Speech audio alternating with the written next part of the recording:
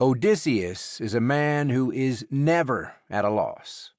The gods strip him like bark, separate him from his men, exile him from his family.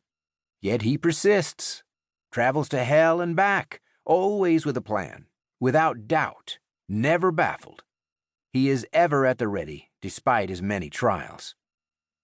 Mr. Oglesby looked over the class of sophomores, steadying himself in a lean against Teddy Boudreau's desk. The next quiver of questions was a deliberate digression from the lesson plan, and he shot them out, rapid fire. So why does Homer ascribe contradictions to his hero? How can he never be at fault yet decide that taunting a Cyclops is a good idea? Why would someone smart enough to win the Trojan War be so stupid as to anger the gods? Oglesby returned to the blackboard, raising one of his many teaching sticks, this one named Keisaku, and pointed to the words he had written earlier. The myth of the hero.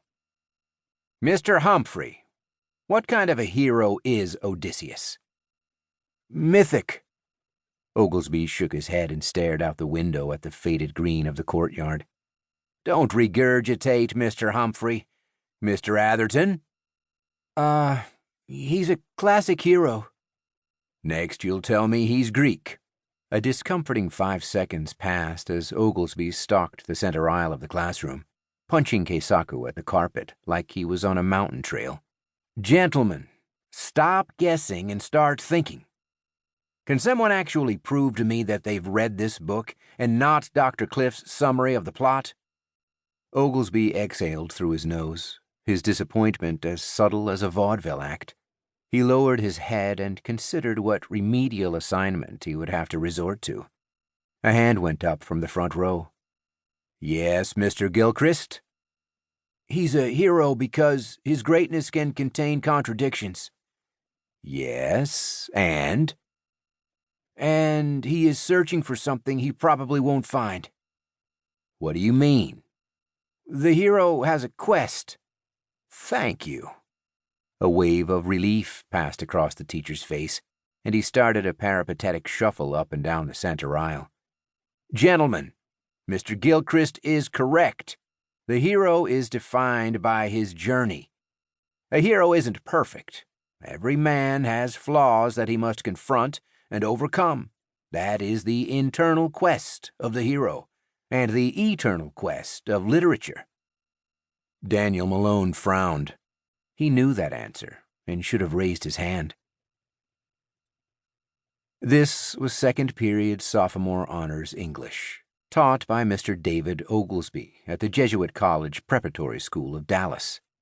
The course and its teacher were legendary for their rigor and Socratic curveballs. Each morning, Oglesby walked into class purposefully, carrying his persuasion stick. Today it was the black and maroon Keisaku. He had many others, and an olive-drab backpack slung over one shoulder.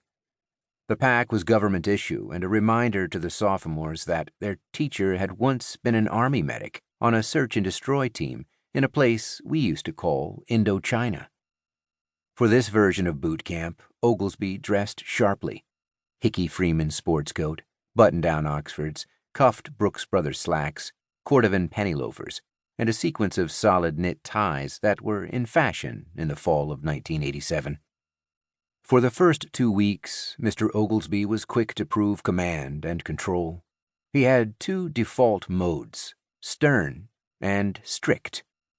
Each day 20 new vocabulary words, and each night a journal writing assignment, at least 100 words on weird topics that included epic simile, Venetian blinds, Pyrrhic victory, and something called the Paraclete. Oglesby's class came with a minor catechism of standard issue rules. Organization is the key to high school. Think before you speak. And absurd ones. Never give a gun to a duck. After all, he'd say, the duck might be a quack shot. Each class was at once a performance and an inquisition aimed at startling sophomores into effort. Dan Malone certainly was intimidated. Oglesby had a booming teaching voice, dactylic in cadence. He had wide, searching gray-blue eyes that were quick to appraise whether the light was on or not with a student. He also had the reflexes of a black belt and was quantum quick to grab a wisecracking ephebe by his tie knot. Oglesby's synonyms: cravat, foulard, or bring his teaching stick down with an emphatic near miss of a sophomore skull.